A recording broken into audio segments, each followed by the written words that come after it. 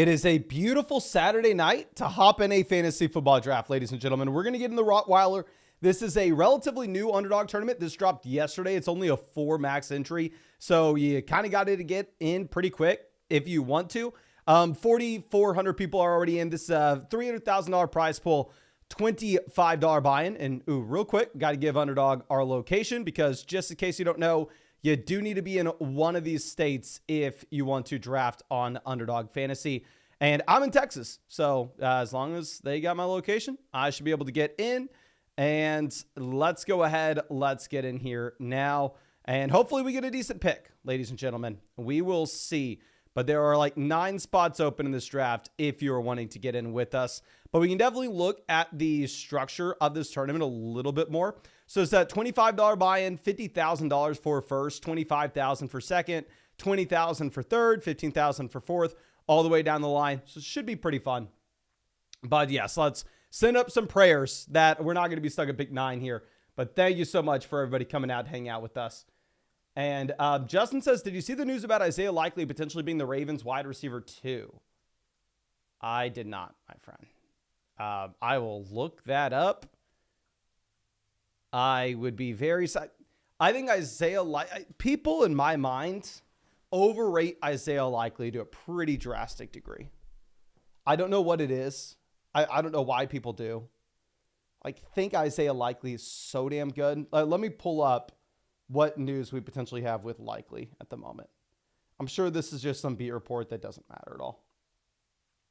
But, okay, yes, we're in pick 9. Okay, thank you, Green Blocker, my guy, for cursing us. Aiden tried to save us, but back pick 9 yet again. It is what it is. It is what it is. Nick says, love me a good late night draft. Yes, we've been spending all day driving around, going to see grandparents, going to see something for the girlfriend. So it's been a busy day. Was not expecting to stream, but honestly, I got home. I was like, I've not done an underdog draft all day. I'm going to do one regardless of if it's on the stream or not because I want to get these drafts in on this tournament. So might as well throw on the suit jack and fire up a stream. But hopefully we get a decent player making to us 9. Brandon in here with us at this draft in pick 6. Jay Winter, pick 3. Paul out at pick 10. Happy to see y'all. Steven wanting us to mix it up and go Jahmyr Gibbs at 9. And we'll see. Okay. But I think I saw another. Daniel says Aguilar is and will be the wide receiver 2 in Baltimore. Yeah, let me pull this up with Isaiah Likely again. Okay. Breece Hall goes 7. So it's, do we get Bijan or do we get A.J. Brown? Let's see what Bridge Burner decides to do in front of us.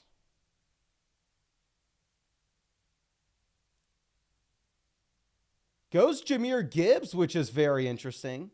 I guess they're going for a unique build, so we're going to get Bijan Robinson down here at 9. So honestly, kind of fine with pick 9 if you're going to give me Bijan. Let's go. Lee Watley, yes, I saw you out here at 11. My friend Jay Loop in this draft with us at 5. Okay. Now, after we take Bijan, you have A.J. Brown, Puka, Garrett Wilson all going, and BP out at pick 12. I have so many of y'all are in this draft with us, which good news, bad news. I am happy to draft against y'all, but I am sad to beat y'all. So as long as y'all aren't going to have any harsh feelings towards me, I mean, we're all good here. But yeah, this Isaiah Likely news, it literally does not matter whatsoever.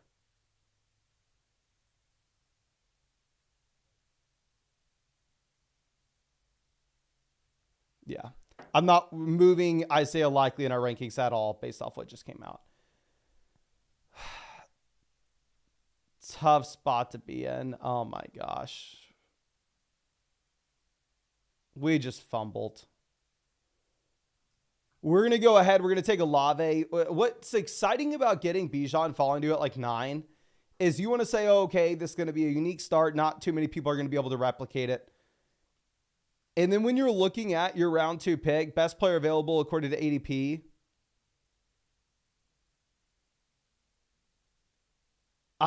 I don't know.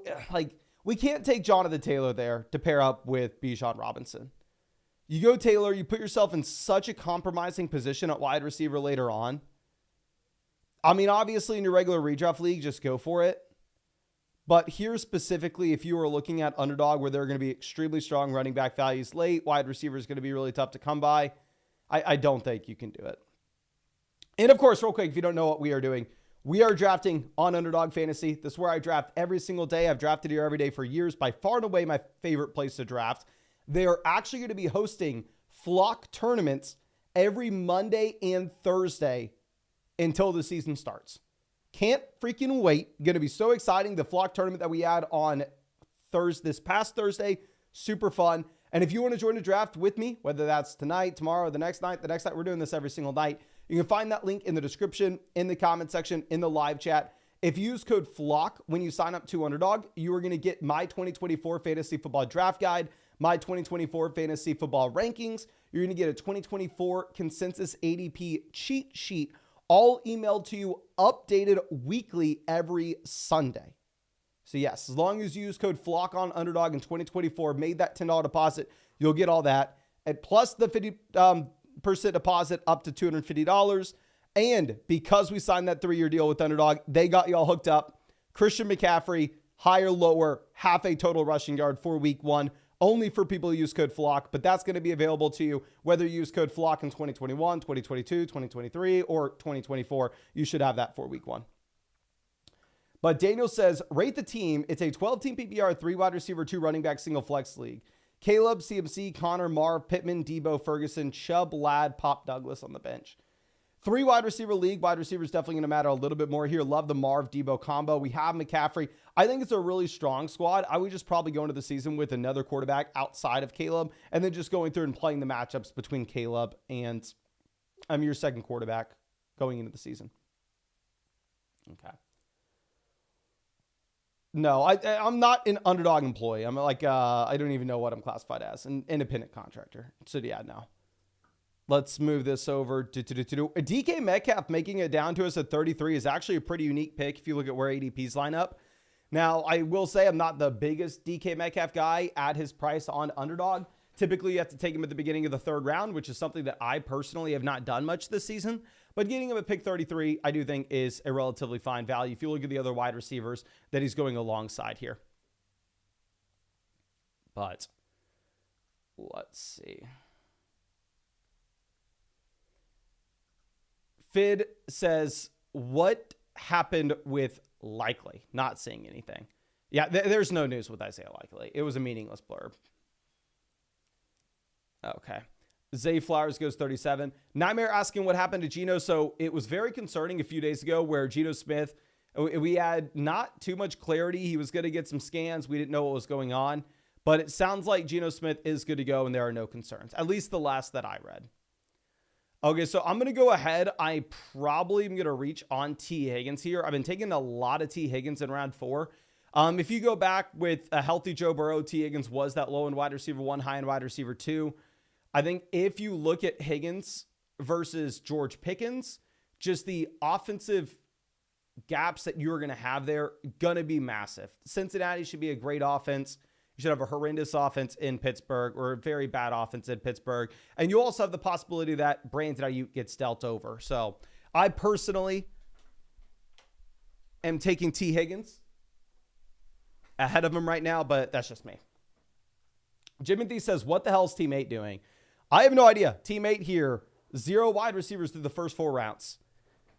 If you look at wide receiver, 0 receivers through the first 4 rounds on Underdog over the past 4 years now. Every single year, it would have lost you a considerable amount of money.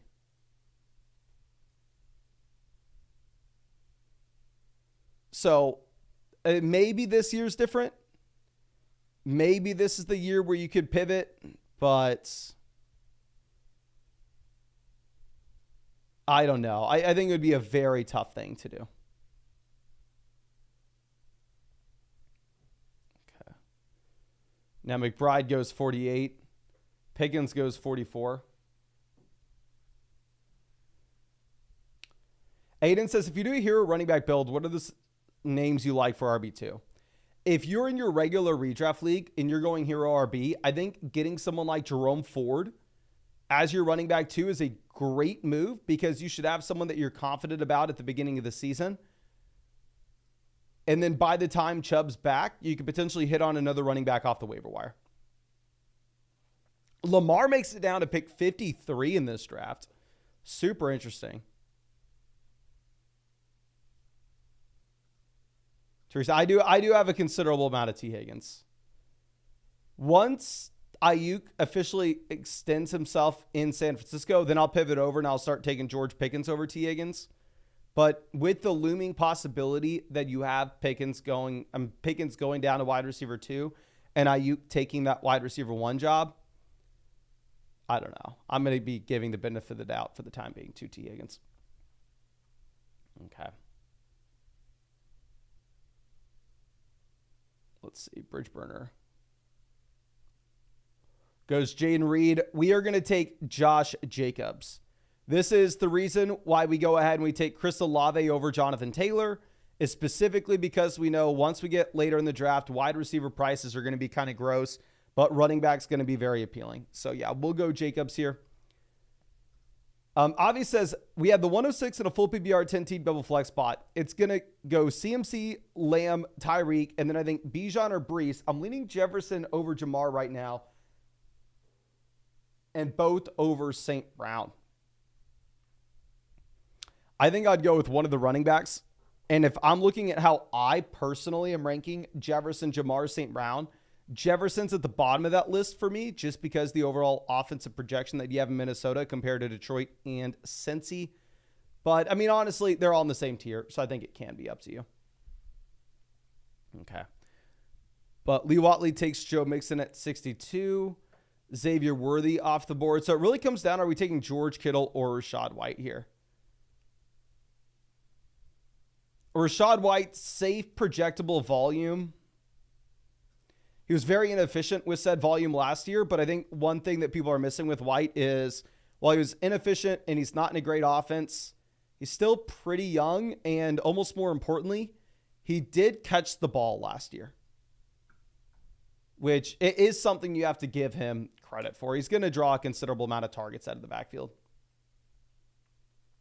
Okay.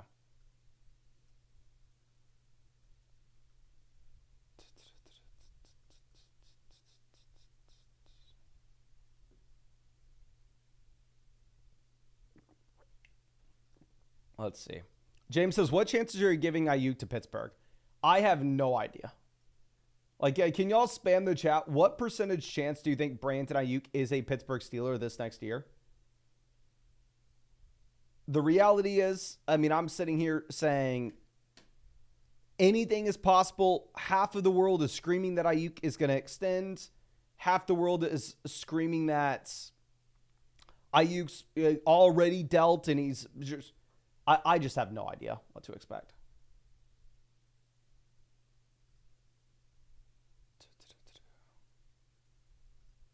Okay, let's see. 1%, 20%, 10%, 30%, 0, 23, 20, none, 25, 30, 20, 25, 3, 1, 0, 5, 33. I am probably closer to the 20% mark. Definitely closer to the 20% mark than I am the 1 or 3%. Aiden says most likely Niners, Commanders, then Steelers. We'll see. We will see.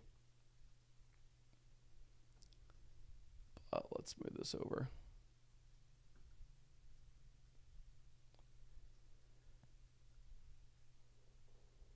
So this bridge burner, I'm assuming they understand that they kind of have to go receiver here. We'll see what they do.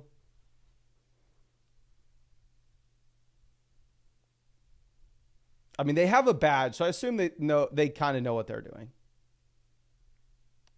They go Mostert, which is extremely interesting. It's going to give us Evan Ingram. Now, I'm sure you all have noticed this by now, but a big thing that we're doing in the middle rounds here, such as like the T. Higgins pick, now the Evan Ingram pick, is trying to put ourselves in a situation in which we can set ourselves up with quarterbacks later on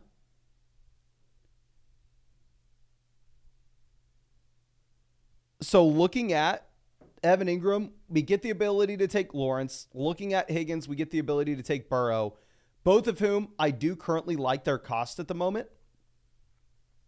So it's an easy spot. Jimothy says Bridge Burner is sober right now. I think maybe we'll see. Aaron says 35% target share if Ayuk ends up with Daniels in DC. If Ayuk ends up in DC, he falls dramatically for me in my rankings. Dramatically.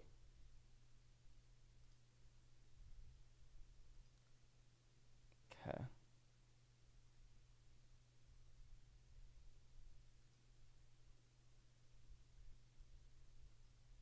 Let's see. Aaron Jones off 86. Ramadre goes. So we're going to go ahead. I think we will take Zamir White. Obviously, it's awkward for us to take this many running backs and this few wide receivers so far through this draft. But a big thing that I'm looking at is that team, Bridge Burner, only having one wide receiver through the first 7 rounds. They're kind of going off the rails. And I think this may give us the ability to find some values that we really like later on at receiver. So specifically, this team only having Jaden Reed, I think we may be in a position where some people have to go out there and possibly reach on running backs and let receivers fall because you have a team in this draft kind of throwing everything off the rails. Okay. Bone says Lawrence is dookie. My personal take with Lawrence is I don't think Lawrence is a great quarterback, but I think Lawrence is better than what you saw last year, and Lawrence played through an injury at the end of the season. I think a fully healthy Trevor Lawrence is better than the quarterback that we had last year. Now Joshua Palmer goes 94. And there was news regarding Jonathan Brooks that Jonathan Brooks is not going to be playing the preseason. And Jonathan Brooks is someone that I stand by, that I do like, specifically in underdog drafts where you are optimizing for weeks 15, 16, 17. So trying to get the highest ceiling you can have in the final 3 weeks of the season. But in your regular redraft league, really the only way that you'd be excited to take Jonathan Brooks is if you're going to be able to take him, then throw him on your IR. And your regular redraft league, if you'd have to take him and then throw him on your bench and not be able to make waiver wire moves at the beginning of the season, that would be very difficult. Okay, but Jonathan Brooks does go off at 95.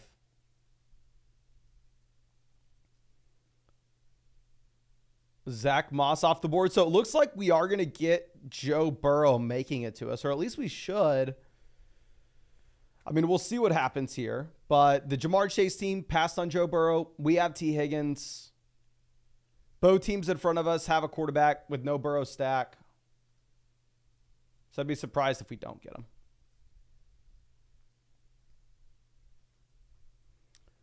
So we're going to go ahead. We will take Joe Burrow here at 105. Love the Burrow value. Joe Burrow pick 105, free money. Give it to me any day of the week. And it's a big reason why I like taking T. Higgins in round 4. Is just because the Joe Burrow price point has become so appealing as of late. But yeah, now running back, we have Bijan, Jacobs, Rashad White, Zamir White. Wide receiver, we have Olave, Metcalf, T. Higgins. Tight end, we have Evan Ingram. And quarterback, we have Joe Burrow stacked up with T. Higgins.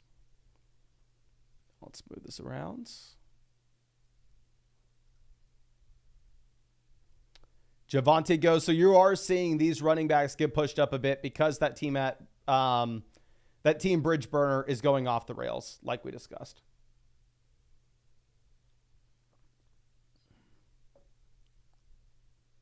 Paul goes with Trey Benson.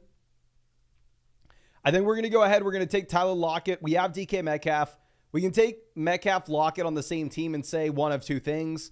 One, maybe JSN doesn't improve. Maybe JSN's just not the guy. Or two, maybe this passing offense actually does get better with this coaching staff and they look to air the ball out a little bit more. Well, but we could get there either way. We definitely need a receiver when we only have 3. But super comfortable spot that I think we find ourselves in right now. And I do expect, even though we need more receivers, that wide receiver is going to fall because that team next to us is really off the rails. Okay. Now, Let's move this. Bone says Diggs is the 4th target in Houston. That is aggressive, my friend. Aggressive. And yes, I don't see where the Sam Howell hype is coming from.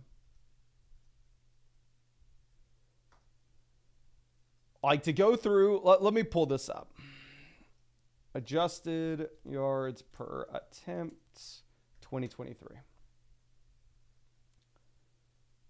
Let's just look up 2023 NFL passing.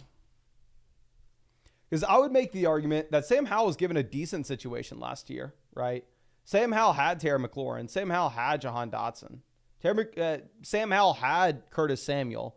With the amount of people that are screaming at me that Curtis Samuel is some great wide receiver, that Terry McLaurin is some great wide receiver, I don't want to also hear that this was a bad Washington situation. And the quarterbacks that were lower than Sam Howell in adjusted yards per pass attempt this past year, Joshua Dobbs, Mac Jones, Bryce Young. The only quarterbacks that were worse. 2 of 3 of them are no longer starting quarterbacks at the NFL level. The quarterbacks that were, let's just go through the bottom, 8 quarterbacks in adjusted yards per pass attempt. Aiden O'Connell, Kenny Pickett, Ryan Tannehill, Zach Wilson, Sam Howell, Joshua Dobbs, Mac Jones, Bryce Young. I know we had a bunch of people hyping up Sam Howell post Geno injury news, but let's be realistic here. Ronald says Sam Howell had a really bad O-line. If you want to blame it on Sam Howell's situation, I hope you have drafted 0, and I mean 0, Jane Daniels this year. Okay, so Shaheed goes, we are going to go ahead. We are going to take Jerry Jeudy. We're still kind of catching up on wide receiver here, right? Jeudy is our 5th option, and I'm completely fine with Jerry Jeudy at this price point. And this does give us the ability to go ahead and take Deshaun Watson later on.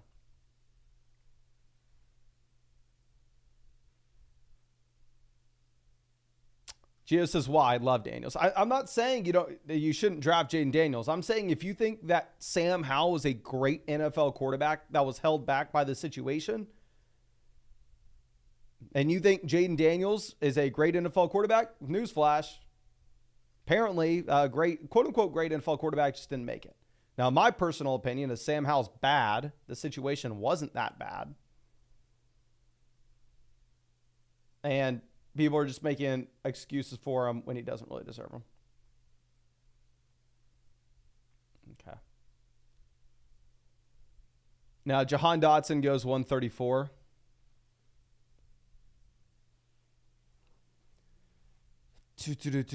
I'm going to go ahead. We will take Gabe Davis here if we are just trying to chase some spike weeks. I think I do prefer Gabe Davis over Josh Downs.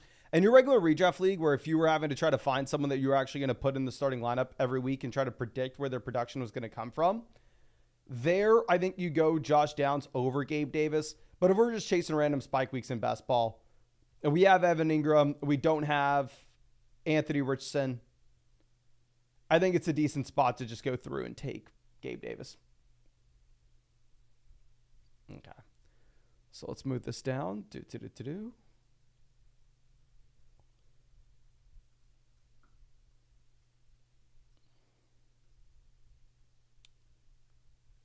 Skylar says, been watching your streams over the past week. Finally caught alive. Thanks for all the advice. Worked great in my underdog drafts. Hell yes, my friend. Thank you so much for stopping by the live stream. Really do appreciate you. Okay. Gio says, hitting the meetup in Austin. My guy, excited. Hell yes. Thank you. And of course, if you want to come to the meetup with Gio, we have an Austin, Texas Flock Fantasy meetup. I'm going to be there. Ton of fantasy football YouTubers will be there. Austin, Texas. I'll get the exact information up for you real quick. Austin, Texas, August 22nd, 6:30 p.m. Holdout Brewing. I'm sorry that we have to sell tickets. The reason being is I need to tell the venue how many people are coming. I'm going to be giving away free merch. There's half price beer. I'm losing money on this, but I just want to make sure everybody's coming out. So I am sorry about the tickets, but make sure you get a ticket on flockfantasy.store. That way I can tell the venue how many people are coming, and I know if we need to get more space or not. And tickets are also only like $15. Okay, so let's move this down.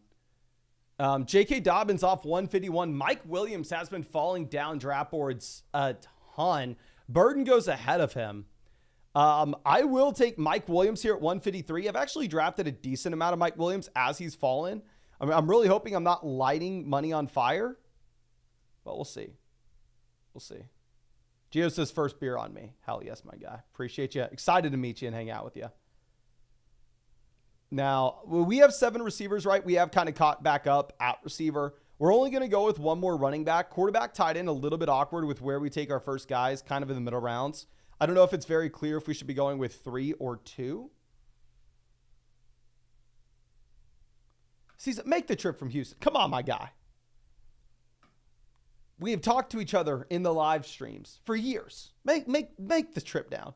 Chuba Hubbard goes. I think we are going to take Deshaun Watson as our QB2 here. Pair him up with Mr. Jerry Jeudy. Chuba Hubbard, like I said, is my favorite running back in this range, but Chuba goes right before us. Okay. Now, let's move this over. Running back, we have Bijan, Jacobs, Rashad White, Zamir White. Wide receiver, we have Olave, DK Metcalf, T. Higgins, Tyler Lockett, Jerry Jeudy, Gabe Davis, Mike Williams. Quarterback, we have Burrow paired up with Higgins. We have Watson paired up with Jeudy. And yes, we'll do another draft after this. Caesar says, I work in sales, brother. I won't be off until 10 p.m. Damn. My guy. Sounds like it's a sick day. That's all I got to say. Now, let's move this over.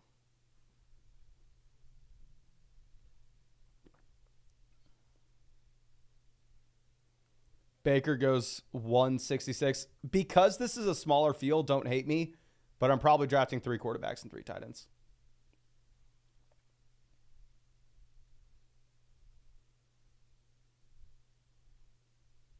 Okay, Justin Fields, 160. Was there news on Justin Fields? Let me go ahead and pull this up. Justin Fields.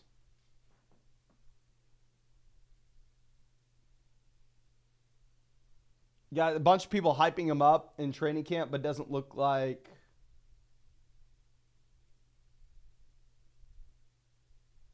there's much. Like, relatively real news. Yeah, Gio says just been slaying at camp.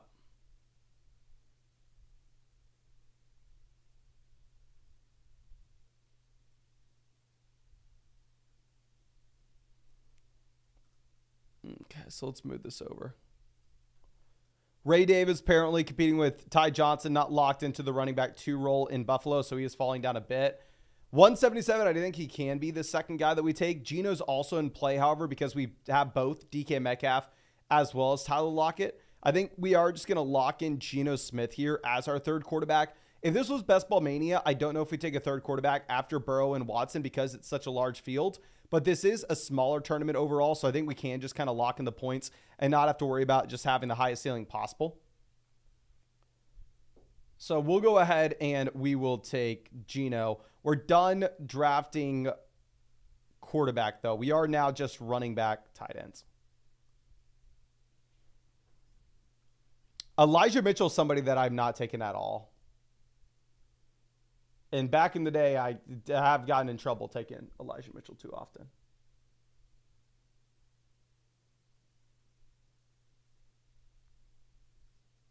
Al says, Mason, you didn't do any weekly winners last year because you said you wanted to see the data results first. Did you figure out your strategy for it? I did not, my friend, and I'm not doing them this year either. I wish I could sit here and wish that I could act like I had some in-depth weekly winners plan of how you're supposed to win weekly. I don't know, my guy. I'm steering clear just because I am so lost with it. We are going to take estimate, and then we are going to queue up 2 tight ends to end this draft. And then we're going to just bounce right into the next draft. So I'll show you all this draft board real quick, but let me go ahead and just get some guys in.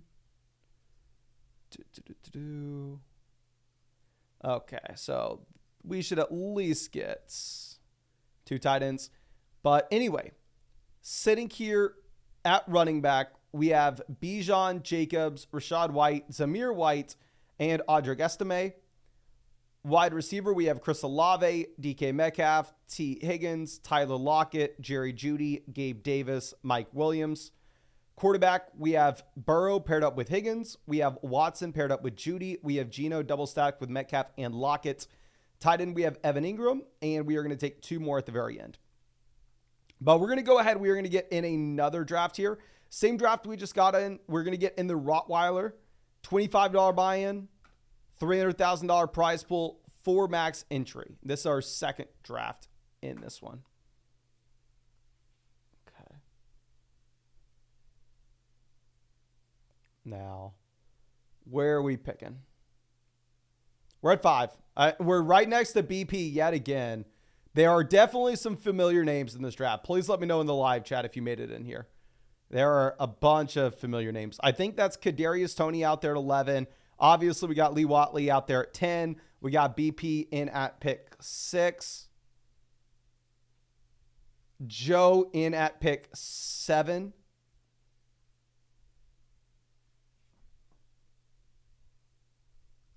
Tresner in at 13. Happy that you were able to make it, my friend. Happy that you're in here. Okay. Has anybody watched the Amon-Ra St. Brown podcast? Is the Amon-Ra St. Brown podcast worth watching? That we got the Pound out here. Happy to see you, my friend. Hope you're doing well.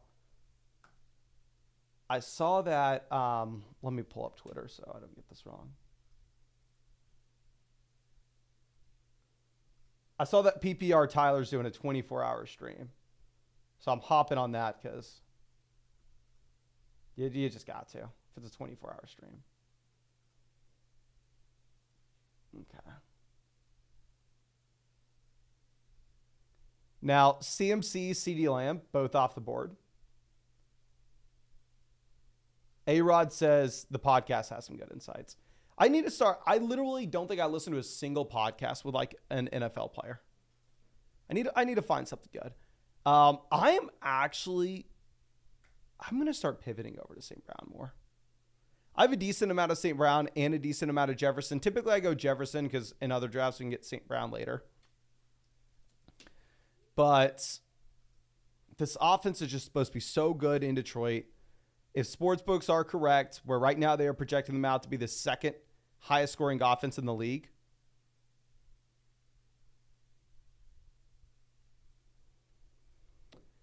I think that we kind of have to go through and have to be overweight. And if I pull up, I think I'm overweight every Lion not named David Montgomery. Let me go ahead and look at this.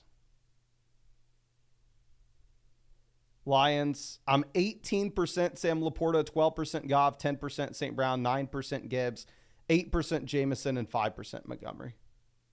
And I've drafted a tiny bit of Khalif Raymond. But yeah, I am overweight Lions. Should be a great offense and should be a very concentrated offense as well. Title says, is the Niners offense too oversaturated? I mean, if you look at the amount of weapons that they have, obviously there are a ton of players in San Fran, but at the same time, it's a situation that there should be a ton of points available to be scored. Currently, Vegas has this as the highest scoring offense in the NFL.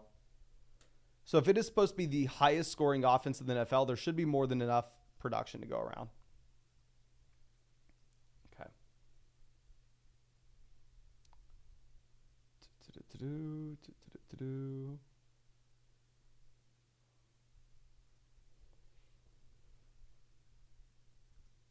LLD says Goff QB1, bad idea. The issue with, if you're playing in a 6-point passing touchdown format, I think Jared Goff can actually be a pretty solid option.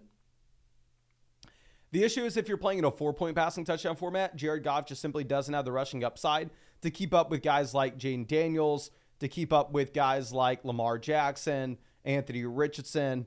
So a 4-point passing touchdown format, Goff, QB1, it's not going to be bad, but I'd definitely prefer to have multiple QBs there and play the matchups. 6-point passing touchdown format, I think you're fine with it. Okay.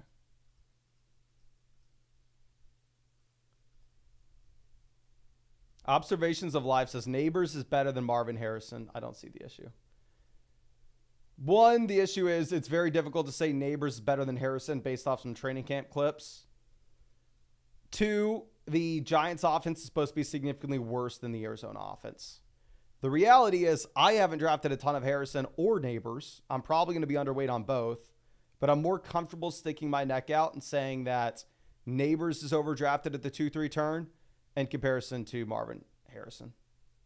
But in your regular redraft league, I see some Yahoo leagues where Harrison ends up going off Neighbors goes off the board in like the middle rounds, like rounds 5, 6, 7.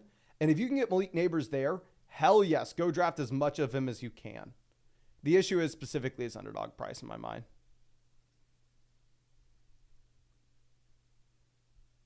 DK Metcalf goes, y'all know I've said it time and time again. My favorite start in drafts this year is wide receiver, Kyron Williams. And yeah, here in this draft, that team goes Jonathan Taylor, Malik Neighbors to get a unique start. The issue with this unique start at the 2-3 turn in my mind is there will be drafts that you have Taylor falling to the late second and Neighbors falling to the beginning of the third.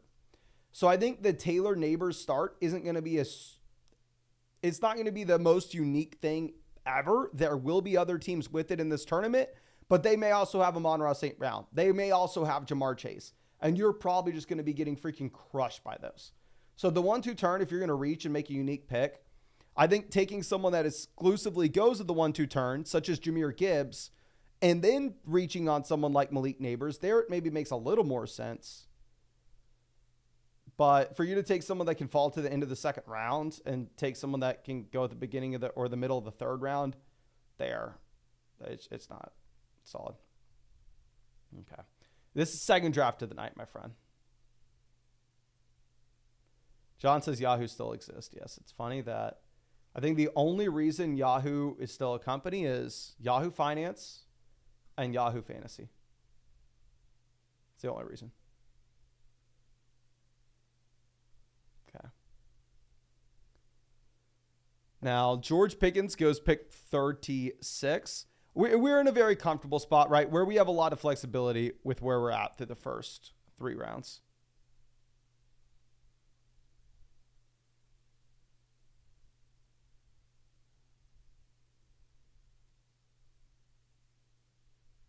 Okay.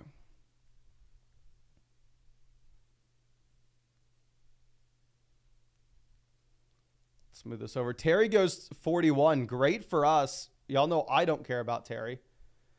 Hurts, Higgins, I'm fine with either or. Let's see what BP does. Obviously, we don't have A.J. Brown. We don't have Devonta Smith. So the Jalen Hurts stack isn't as exciting. He does have rushing upside. There's a chance we get one of these guys later on. So let's go T. Higgins here at 44. I know people are upset with us. And I'll let you know how many Higgins shares we have. I'll just look up all my Bengals. I have 15% T. Higgins, 10% Burrow, 8% Chase, 7% Moss, 6% Burton, 4% Chase Brown, 3% Gesicki.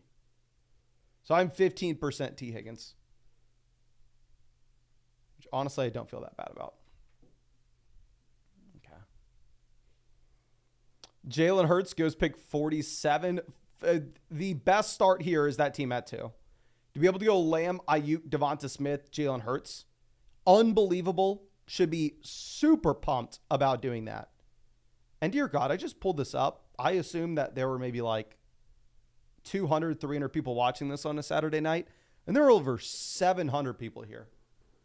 God, I'm assuming y'all are here for the good looks. Assuming y'all are here for the charm. Assuming half of y'all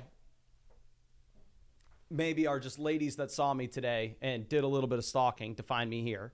But appreciate you. Thanks for stopping by and spending your Saturday night with me. And yeah, we can draft all night, baby. All right. And yes, if you have not done so already, go down there, hit that like button. Okay. Now, let's move this over. Lamar goes pick 52. I'd have loved getting Lamar to fall to us. We're going to take the guy that we've been drafting in round 5 nonstop. We're going to take Josh Jacobs. I think Jacobs round 5 is an even better pick now that you have the news regarding Marshawn Lloyd, where Marshawn Lloyd looks like he's the running back 3 in this offense. Because if you look at Marshawn Lloyd, the threat that he posed would that be that he takes passing down usage away from Josh Jacobs. We know A.J. Dillon's not doing that. I don't view A.J. Dillon as any type of threat for Josh Jacobs' overall workload. So if Lloyd's behind Dillon for the moment, I think that Jacobs can project to just be a straight-up workhorse back as we saw him in Las Vegas in a much better offense. Jordan says Jacobs is washed. Maybe a little bit biased with the Raiders jersey as the profile pick, my friend. I will say that. But what I find funny is if you compare, say, Josh Jacobs, Derrick Henry, both in horrible offenses last season, right? One has to deal with the very bad Titans offense. One has to deal with the very bad Raiders offense with freaking Aiden O'Connell. And a worse coaching staff overall. If you look at what they gave you, Josh Jacobs is going into his age 26 season. Derrick Henry is going into his age 31 year. He turns 31 in January. Consensus across the board is Derrick Henry is built different. Derrick Henry is still great. And Josh Jacobs is straight up washed. And I just don't think that's the truth. But we're going to get Godwin or Kittle. So honestly, great spot for us. If we knew that Ayuk was for sure in San Francisco, I think Godwin's the easy pick. With the possibility that Ayuk may get dealt, with that in the back of our minds, I think if Brandon Ayuk were to get dealt with how good this offense should be, the bump in targets you would get for George Kittle, I think George Kittle jumps up an entire round in ADP. So definitely going to be mixing in George Kittle when we get the option. But let's go. TGL says, am I crazy for preferring Jacobs over Etienne? No. I personally think Jacobs, Etienne, Pacheco, Henry, I think all those guys should be in the same tier. So personally, I find myself drafting a lot of Josh Jacobs when he's the cheapest of them all. My issue with them is they're priced as if they're in just completely, like Derrick Henry's priced as if he's in the Kyron Williams tier. Josh Jacobs is priced as if he's in the Rachaad White tier. Jordan, week 17 correlation matters a whole lot less in smaller fields. Week 17 correlation really only matters in puppy tournaments and Best Ball Mania, to be honest with you. And the high stakes drafts I don't think it matters at all. But if you're in like a tournament with 100,000 people drafting and all the, I don't think Best Ball Mania really should have been drafting for week 17 correlation last year because a large percentage of the prize pool is put up for the regular season finishers. So I just think there are more important things to focus in on. But now this year that everything is just skewed for those final teams in weeks 15, 16, 17, I definitely think you should be drafting for week 17 correlation in the puppy tournament and Best Ball Mania. It's definitely not the most important thing in the world, but it should be something that you're keeping in the back of your mind. But in those super large field contests where all the money's up for grabs in weeks 15, 16, 17. Now, Mr. Ling Lang says, who do you think is going to be a sneaky stud this year? Okay. It depends like how you define stud, how you define sneaky. I mean, we already just talked about, I think Jacobs getting put into the situation in Green Bay at cost right now is going to smash. If we're just looking for guys to potentially return some value here, I think you could potentially look at, I mean, Keon Coleman has been steamed up dramatically. Keon Coleman was my guy when he was being drafted at like wide receiver 46. Now he is just significantly more expensive. I think getting Sam Laporta, the tight end 1 at the 3-4 turn, the cheapest tight end 1 price that we've seen pretty much over the past decade, is a very intriguing prospect overall. Somebody that doesn't matter from a redraft league perspective, but specifically in Best Ball Mania tournaments or in large field best ball contests, I really do like Jordan Addison. The issue is if you draft Jordan Addison at like wide receiver 50 on Underdog and he turns out to be the wide receiver 30, it's a phenomenal pick and you're going to print money. But if you draft him wide receiver 50 in your regular redraft league and he's the wide receiver 30, it doesn't really matter. It's replaceable off the waiver wire. Okay. Now let's move this over. And real quick, of course, if you're confused about what we're doing, we're drafting on Underdog Fantasy. I've drafted here every single day for years and years and years. It's my favorite place to draft. It's best ball, so no time commitment all year. That's how I won $150,000 2 years ago on Underdog. And of course, if you wanted to join our next draft, we're doing this every single night. You can find that link in the description, in the comment section, in the live chat. If you use code FLOCK, you are going to get my 2024 fantasy football rankings, my 2024 fantasy football draft guide, a 2024 fantasy football ADP consensus cheat sheet that should help you out whether you're drafting on Sleeper, ESPN, Yahoo, NFL Fantasy. It doesn't matter. That's going to be sent out every single Sunday to the email that you signed up to Underdog Fantasy with, as long as you use code FLOCK, as long as this is in 2024 and you made a $10 deposit. So every Sunday, you're going to get that email with the updated draft guide, the updated rankings, and the updated ADP consensus cheat sheet. So just make sure you check the email for the site that you signed up. The email address you signed up with Underdog for. And the email should come from Mason Dodd at flockfantasy.com. And there's a chance it will go to your spam. So just check your spam. But Tansky says, ESPN full BBR 10-12 team, best strategy for pick 10. If it's a 2 wide receiver, 1 flex league, I probably want to take 1 running back there at the turn. Go 1 running back, 1 receiver. And then real quick, we are all in on Detroit here, I think. Actually, no. I'm not going to give the Jamar Chase team the ability to take Joe Burrow. There's a chance that they would have passed on Burrow because they had Lamar. I'm not going to roll the dice. I'm just going to get Burrow to pair up with Higgins. But yeah, if I'm picking at the end of round 1 and it's a league where you're going to start 2 wide receivers, 1 flex, I probably want to be taking 1 running back, 1 wide receiver. And then if you get the ability to take an elite tight end at the 3-4 turn, I like that idea. Or an elite quarterback there as well. And then just slamming wide receiver values in the middle rounds. Okay. Now, let's smooth this over. After we take Joe Burrow, you'd have Jameson Williams, DeAndre Hopkins going immediately after. Jameson definitely could have been an appealing play. Jameson's been getting a lot of training camp hype. And we have St. Brown, we have Montgomery, so we would have set ourselves up, obviously, with going Goff later. Chase Brown goes 98. Chase Brown has been getting steamed up while Zach Moss has been falling. I haven't really drafted much Chase Brown. I don't think he's a great player, but I do think it's a phenomenal offense. I'm not super in on Zach Moss. I think there are going to be a lot of points scored in Cincy. Okay. So let's see what happens here. I was either going to go Mostert or Njoku. We're going to go ahead. We're going to take David Njoku and go with the pseudo bully tight end strategy with George Kittle and Njoku. If you had the chance to watch our tight end draft strategy video that we put out like a month ago, I think that there is some merit in making this move. So we're going to go ahead and we're going to do it. Okay. But Ledex says, Mason, I'm in a 14-team, 2 quarterback, 4 flex slow draft. Okay, so super deep league here. Pick 8, and I went Lamb, Wilson, Olave, Nico, McBride. Am I getting cooked by not taking any of the quarterbacks or running backs yet?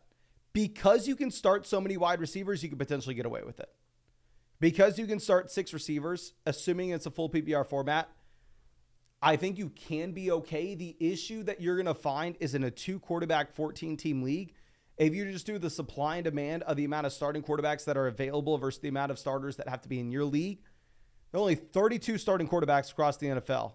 Everybody's going to try to get 3 so you can cover for a bye week and or injury. However, in your 14-team format, barely everybody can get 2. And if most teams try to get 3, there are going to be some teams that are left over with only 1, and it'll be very difficult to trade for them. So if it was a 12-team league, I'd say no, don't worry about quarterback at all. If it was a 10-team league, I'd say who cares? But in a 14-team Superflex league where the supply and demand is going to be thrown off, I would definitely be worried about not having any QBs. Okay, so after we go, and yes, I'm going to take David Njoku over Brock Bowers this year. Typically, I don't think you're going to be drafting rookie tight ends. Obviously, Sam Laporta crushed last year. He's the best rookie tight end of all time. I didn't see it coming. I'm an idiot. Bowers is a very good prospect, but at best, he's the second target in this offense. He's probably the third target, and is a very bad offense. Schultz goes 114. Great for us to see tight ends off the board, right? I mean, we're not taking any tight ends anytime soon. I mean, we're not taking any tight ends at all, period, in this draft. See what BP decides to do. If he does not take Purdy, I'm taking Purdy to pair up with Kittle. We're going to go Purdy, and this is going to be a team where we only draft 2 quarterbacks and 2 tight ends. So very different build than what we're used to, where we're locking ourselves into only taking running backs and receivers through the rest of this draft. But I actually don't mind it, to be honest with you. Okay.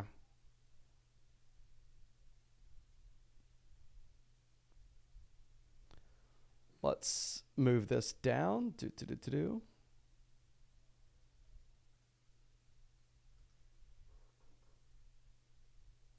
Yeah, so Yoshi, that's what people in the live chat told me to call him, does look like he's going to be the wide receiver 3 at the moment over Burton in Cincinnati.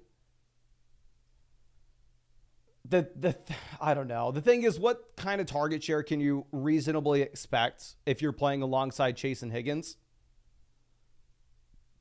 Are we getting excited about someone that has a Tyler Boyd type ceiling? Which may be the possibility. Okay.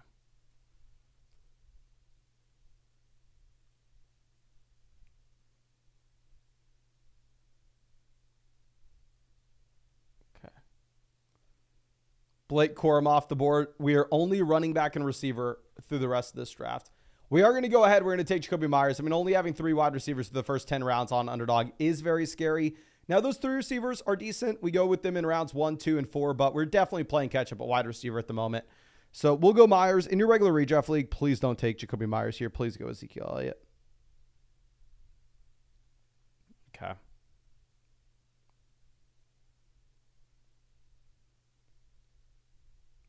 Let's move this over.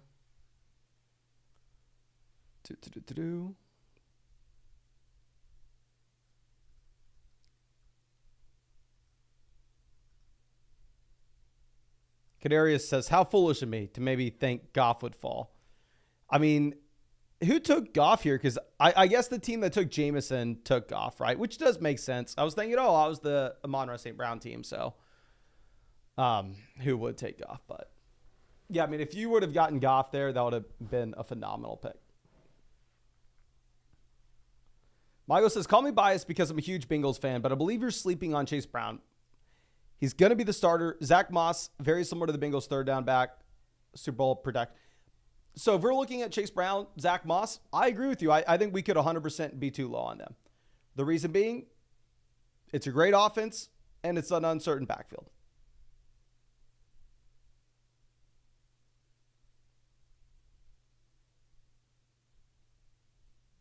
So I am worried that I'm underweight Chase Brown because I could 100% see how this does not work out for us. And I need to take more Zach Moss. I need to take more Chase Brown. I just don't think that they're great players. So I find myself, whether I should be or not taking them a lot in drafts. Okay, BP on the clock.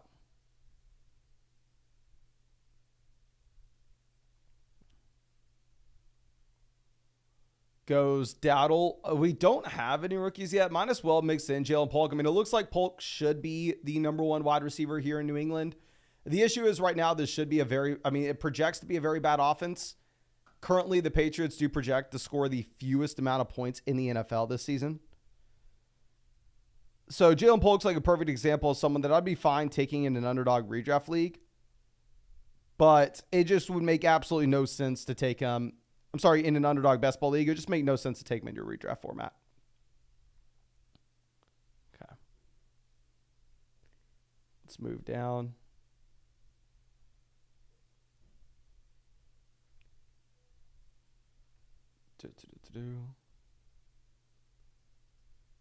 So after we go Polk, we are going to be looking to take 2 more running backs still to pair up with Kyron Jacobs Montgomery. And we're going to be taking 3 more receivers.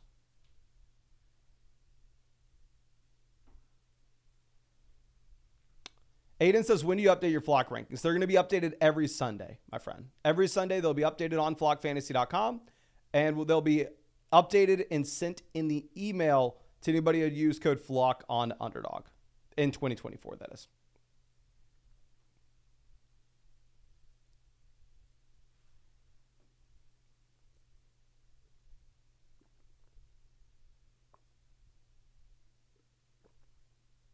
Okay. We will go with Sticky Ricky. We have Brock Purdy. We have George Kittle. So maybe this team that Ayuk ends up getting dealt, and you get a big bump for both Kittle and Sticky Ricky at the same time. Obviously, it's not a guarantee, but this is a $25 buy-in that we're trying to turn into $25,000. So, yeah, kind of have to hit on some outside chances if you want to have that possibility. You kind of have to swing for the fences. You're not going to win $25,000 by trying to hit singles. So, we're going to go for it.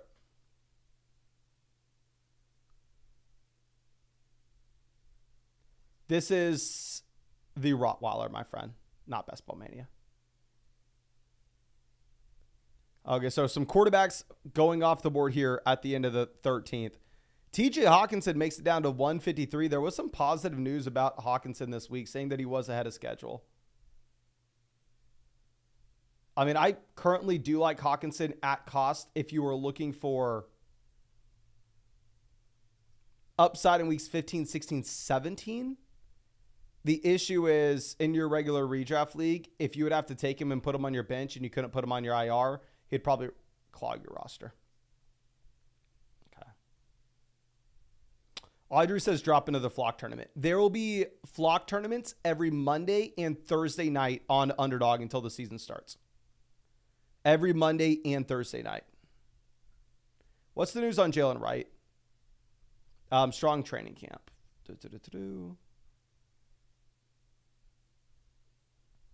Burton falling, obviously, it would correlate with Burrow for us, but it does look like Burton's falling for a reason. News out of camps, no bueno. So then we're going to go Jalen Wright here as our RB4. If Jermaine Burton makes it back to us in the 15th round, even if he looks to be the wide receiver 4 in Cincinnati right now on a team that we have Joe Burrow, and knowing that the rookie typically is going to get better as time progresses, I think we would go ahead and we'd mix him in.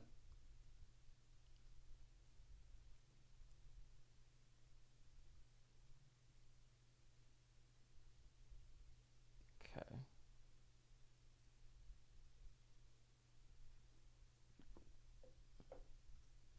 Aiden says, if Ayuk is re-signed, where do you rank him? He probably just moves up a slot or two. Because I think if you look at any of the trade destinations for Ayuk, they're pretty much all worse than San Francisco, at least with what's being rumored at the moment. So I think I do want a little bit of a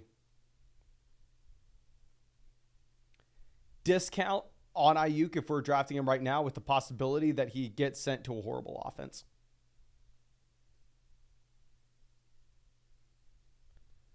Okay, so Burton falls, like I said, if he made it to us in round 15, I would take him for the Joe Burrow team. He is looking like he's currently the 4th receiver in Cincinnati at the moment, but things could change. Now, running back, we are sitting with Kyron Williams, Josh Jacobs, David Montgomery, Jalen Wright. Tight end, we have George Kittle and David Njoku. Quarterback, we have Joe Burrow double stacked with Higgins and Burton. We have Brock Purdy double stacked with Kittle and Sticky Ricky. And wide receiver, we have St. Brown, Olave, Higgins, Myers, Polk, Sticky Ricky, and Jermaine Burton.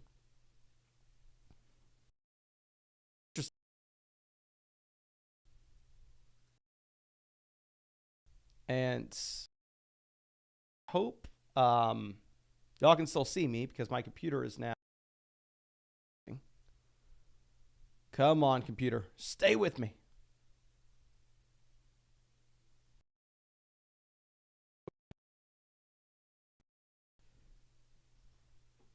Okay.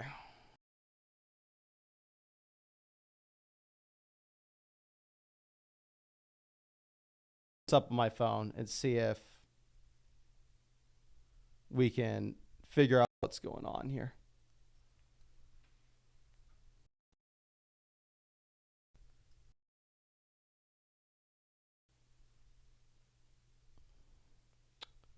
So we are Johnson, Conklin, Mims, McMillan, Elijah Mitchell, Derek Carr, all off the board. Let me move this over. Okay. This may be an issue here. House is moving. We may be back.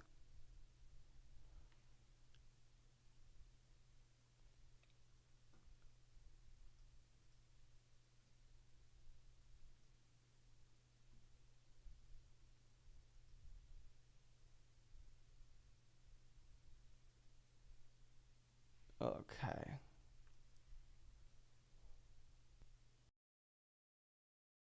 My fault for having so many windows open. We are on the clock now. The falling knife. We are going to take Condre Miller dealing with a hamstring. Nobody's excited, but it is what it is. It is what it is.